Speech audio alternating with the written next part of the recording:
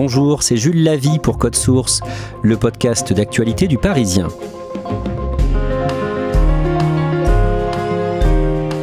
On revient aujourd'hui sur l'affaire Notre-Dame de Bétharram. Plus de 200 anciens élèves de cet établissement privé catholique situé dans les Pyrénées-Atlantiques dénoncent des violences psychologiques, physiques ou sexuelles subies entre les années 1950 et 2000.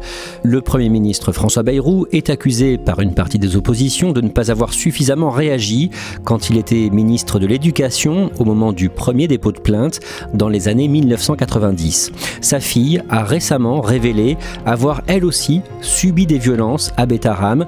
C'était dans un livre qui vient de sortir le 24 avril. L'auteur de ce livre témoigne aujourd'hui dans Code Source.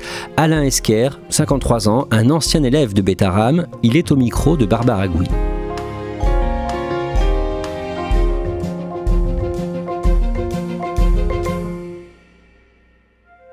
Je rencontre Alain Esquer dans les locaux de sa maison d'édition Michel Lafon à Paris. Il est tout de suite bavard et à l'aise, il a l'habitude de rencontrer des journalistes et de revenir sur son histoire. Alain est né le 18 juin 1971 à Montaut, dans une maison à 700 mètres de l'institution de Bétharram. Son père est serveur, sa mère est mère au foyer et il a un grand frère. Quand il est petit, Alain est très timide. Mais dans sa chambre, dès 7-8 ans, il fait des messes car il s'imagine déjà prêtre quand il sera plus grand. J'ai senti ça au fond de moi, que j'allais faire ma vie seule. C'est très bizarre en fait comme un sentiment et j'ai l'impression en fait dans ma vie d'être un peu en mission, quoi. C'était pour ça aussi l'idée d'être prêtre et de servir Dieu, d'aller toujours auprès des plus faibles. Quand il entre en CM1, Alain va à l'école à Bétharram parce qu'il habite juste à côté. Au début, ça se passe plutôt bien. De toute façon, j'ai pas d'autre référentiel que celui qui m'est offert sous les yeux. Donc, la première année se passe plutôt calmement. Je commence à voir les premières violences, mais mes résultats scolaires sont très bons. Puis ça va se dégrader au fur et à mesure de l'avancement de ma scolarité dans l'établissement. La moyenne d'Alain baisse et en CM2, il n'a plus le même instituteur. Là, ça commence à être vraiment violent, quoi. C'est vraiment des gifles. Moi, d'ailleurs, il avait une fille, cet homme. Un matin, il arrive très en colère. Il dit, écoutez, j'ai donné une fessée cul nu à ma fille, dont le premier qui bronche, je lui fais la même chose devant tout le monde. Alors autant vous dire que ça bronchait pas dans les rangs, quoi. Et cette journée-là, on n'a pas été nombreux à parler, quoi. C'était ce climat en fait de violence perpétuelle et de menaces qui maintenait la discipline et le silence. Cette année-là, Alain commence à subir les violences de cet homme. Je me retourne, je demande un stylo et là c'est particulièrement violent, quoi. Il va me donner une double gifle en même temps, les bras complètement écartés, vous voyez, avec toute la puissance d'un homme sur un visage d'un enfant de 10 ans, quoi. Et là, ça explose, j'ai les oreilles qui bourdonnent, je reste là, évidemment, je pleure. Bon, il était satisfait, quoi, il avait rempli sa mission. D'autres encadrants vont s'en prendre à Alain, dont un qu'il surnomme Cheval. Il va me passer littéralement à tabac dans son bureau, à grands coups de gifles et à coups de pied, quoi. Ce surveillant général est un tortionnaire. Alain et les autres enfants ne parlent à personne des violences qu'ils subissent. Il y a une véritable omerta à Bétharram et la population locale est très fière d'avoir cette institution dans la région. Alain y reste du CM1 à la 3e. Je vais partir à la fin de l'année de la 3e et ça va être la délivrance parce que je vais ensuite au lycée Saint-Pé-de-Bigorre après une halte de 2 ans dans ma scolarité qui est due aussi au décès de mon père et je me sens pas du tout bien. J'ai des résultats donc qui étaient catastrophiques à Bétharram.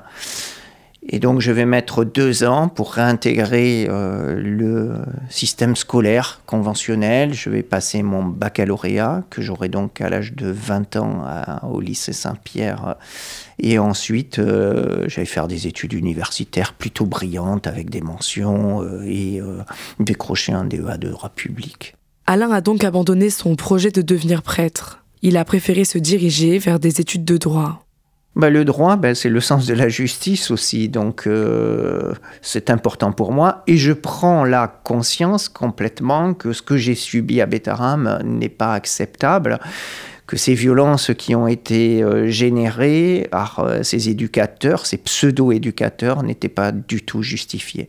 Et donc une sorte déjà de colère monte en moi. En décembre 1995, une première plainte est déposée contre l'institution de Betaram.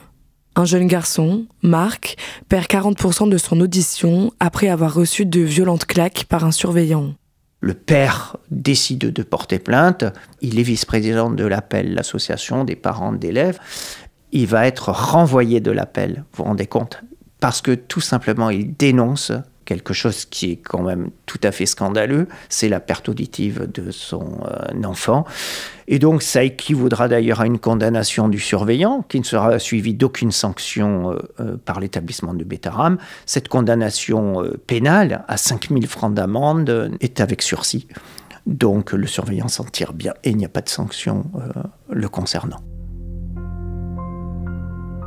Et à ce sujet, je vais faire paraître un article sur la République des Pyrénées pour dénoncer déjà ce qui se passe dans l'établissement et que ces méthodes d'un autre âge ne devraient pas être appliquées sur les enfants.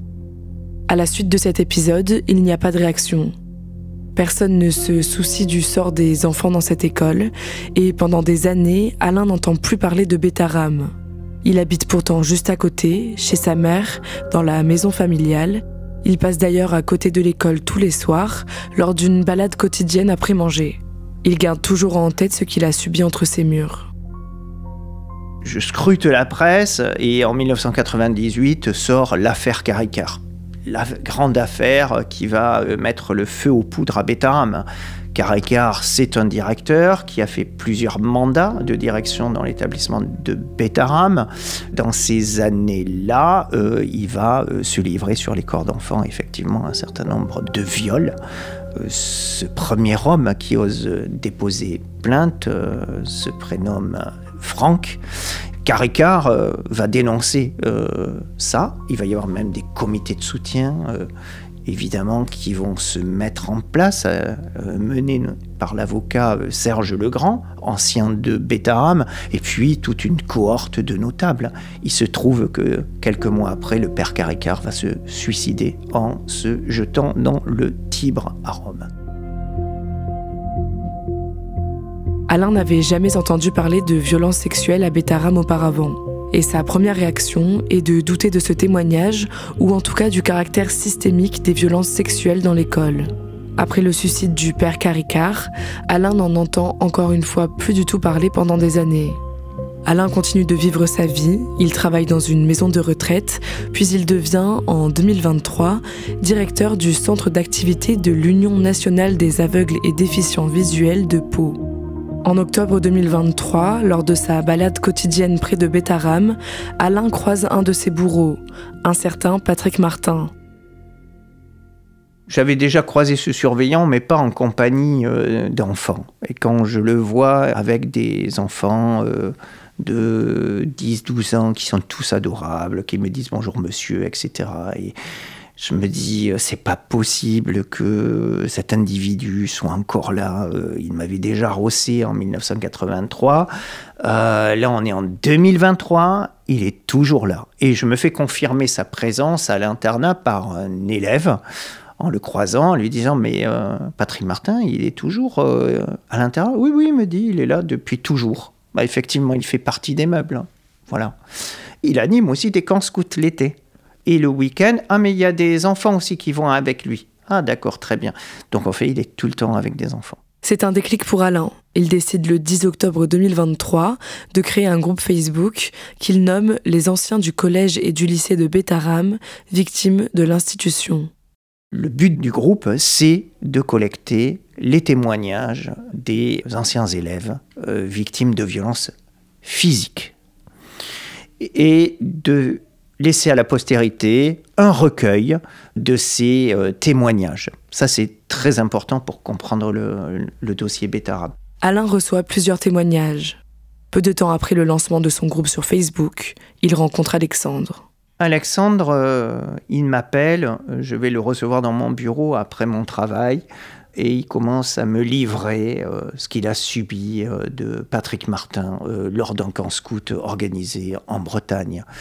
Et il va me donner des détails saisissants, comme le fait que le surveillant est chef de la meute et que chaque louveteau passe une nuit dans sa tente avec un mode opératoire bien rodé, en s'en prenant en fait quand l'enfant dort, en le masturbant et en jouant avec son sperme et en lui mettant sur la bouche et en l'embrassant. Donc les enfants se souviennent très peu des événements qu'ils subissent parce qu'ils sont à moitié endormis. Mais là, je comprends, avec cette première description, que j'ai affaire à un pédocriminel qui n'est pas juste là pour quelques attouchements, que c'est extrêmement sexuel.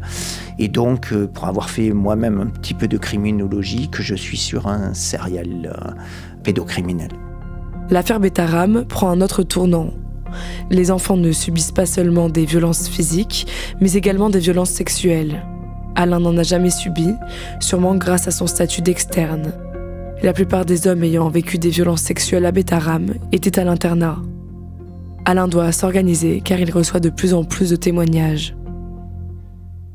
Recevoir des témoignages de ce type quand on n'est pas un professionnel, c'est compliqué parce que à un moment ou à un autre, quand vous avez les gens qui s'effondrent devant vous, vous faites un petit peu l'éponge, quoi.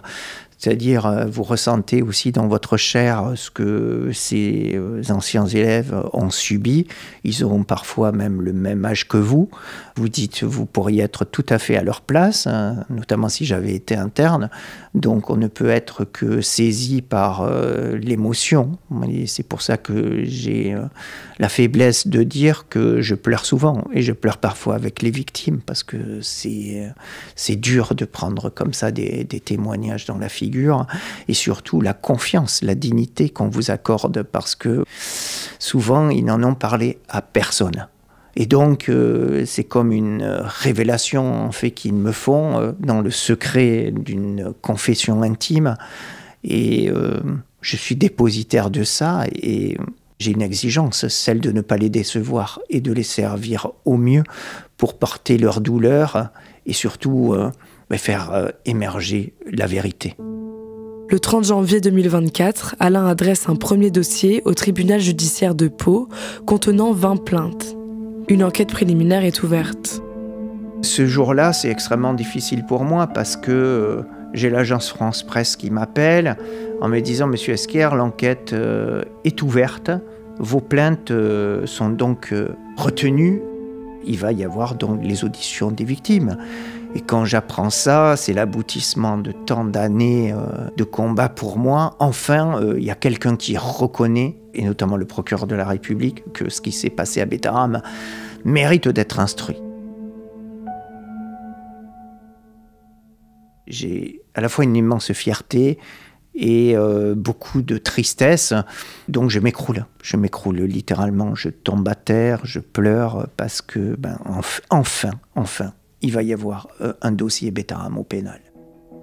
Et tous les médias, évidemment, rappellent que c'est les chaînes de télévision, il faut s'improviser, porte-parole de tous ces plaignants. Ils sont une vingtaine, hein, mais très vite, ils vont arriver par cohorte, donc je n'ai pas le droit de les décevoir. Donc il faut que je sois aussi un bon communicant. Alain continue de récolter des témoignages et il dépose régulièrement de nouvelles plaintes au tribunal judiciaire de Pau.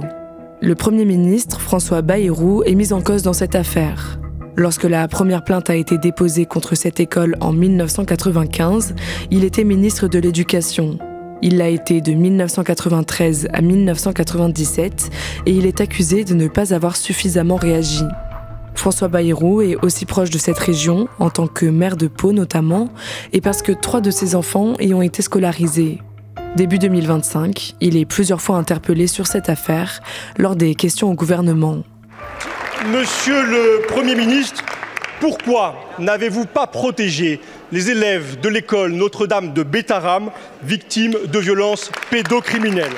Le 15 février dernier, François Bayrou accueille Alain et 9 autres victimes à l'hôtel de ville de Pau pour faire leur rencontre.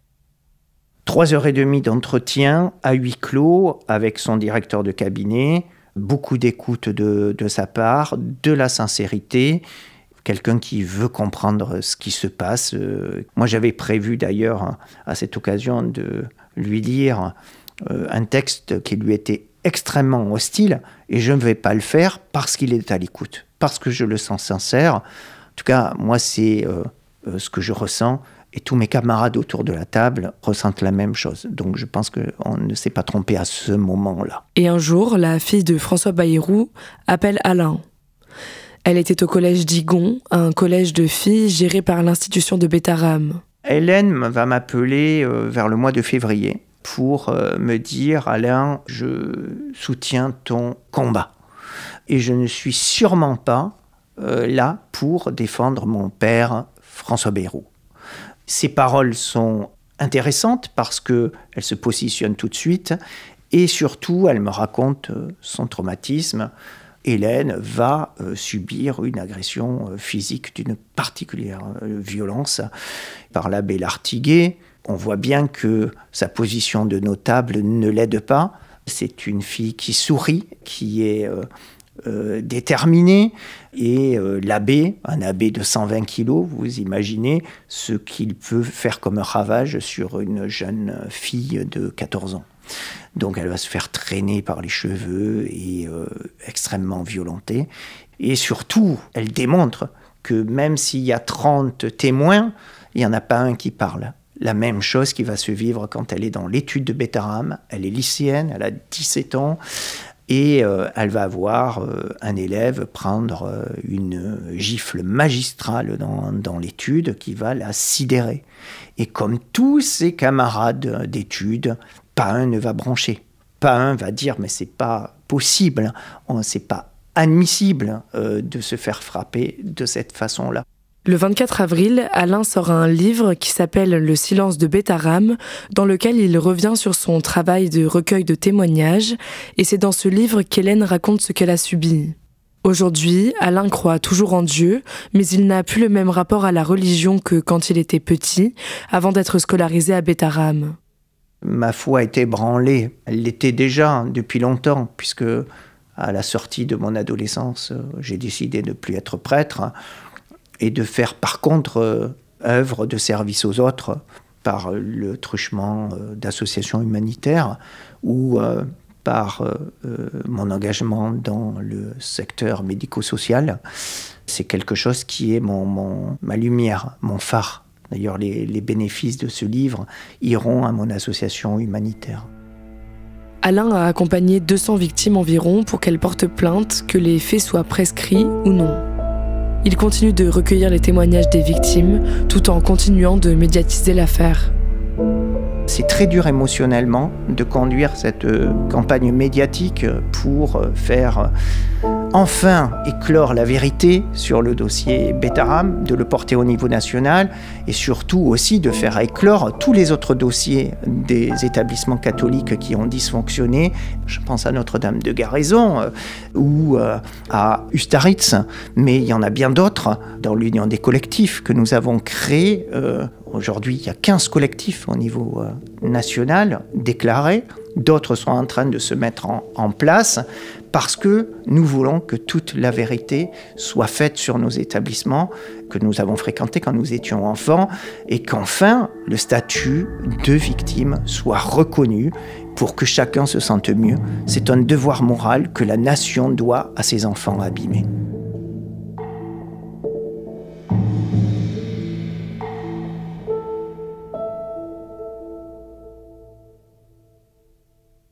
Barbara, on l'a entendu dans ton sujet, 200 anciens élèves de Bétarame ont porté plainte, même si dans de nombreux cas les faits sont prescrits. On sait où en est l'enquête ? Oui, sur les 200 plaintes, seulement un surveillant a été mis en examen. C'est Patrick Martin, celui que Alain avait recroisé pendant sa balade avant de créer le groupe Facebook. Il avait été placé en garde à vue en février, avec 2 autres de ses collègues qui ont tous les 2 été relâchés, parce que les faits qui leur sont reprochés sont prescrits. Donc l'enquête continue pour savoir s'ils ont commis des faits non prescrits. Dans son livre, Alain Esquer raconte que parmi les personnes qui ont témoigné sur son groupe Facebook, il y a un ancien élève de sa génération qui l'avait harcelé à l'époque et Alain lui a pardonné. Oui, en fait, quand Alain a créé son groupe Facebook, il s'était fait une promesse. Il acceptera toutes les personnes qui veulent témoigner, sauf un certain Loïc qui l'avait harcelé à l'époque. Mais un jour, ce Loïc a demandé à rejoindre le groupe et Alain a accepté quand même. Ils se sont appelés par la suite et Loïc lui a raconté les sévices qu'il a subis à Bétarame. Alain ne s'en doutait pas du tout et en fait Alain comprend que Loïc reproduisait la violence qu'il subissait lui-même, donc il a finalement décidé de lui pardonner parce que le plus important pour lui c'est que toutes les victimes soient unies contre l'institution de Bétarame. Merci Barbara Gouy. Le livre d'Alain Esquer est intitulé Le silence de Bétarame. Il est publié chez Michel Lafon. Cet épisode de Code Source a été produit par Clara Grosis, Pénélope Gualquierotti et Raphaël Pueyo. Réalisation Julien Moncouquiol. Code Source est le podcast quotidien d'actualité du Parisien. N'oubliez pas Crime Story, notre podcast hebdomadaire consacré aux grandes affaires criminelles chaque samedi. Code Source et Crime Story, c'est plus de 3 millions d'écoutes mensuelles. Merci beaucoup de votre confiance.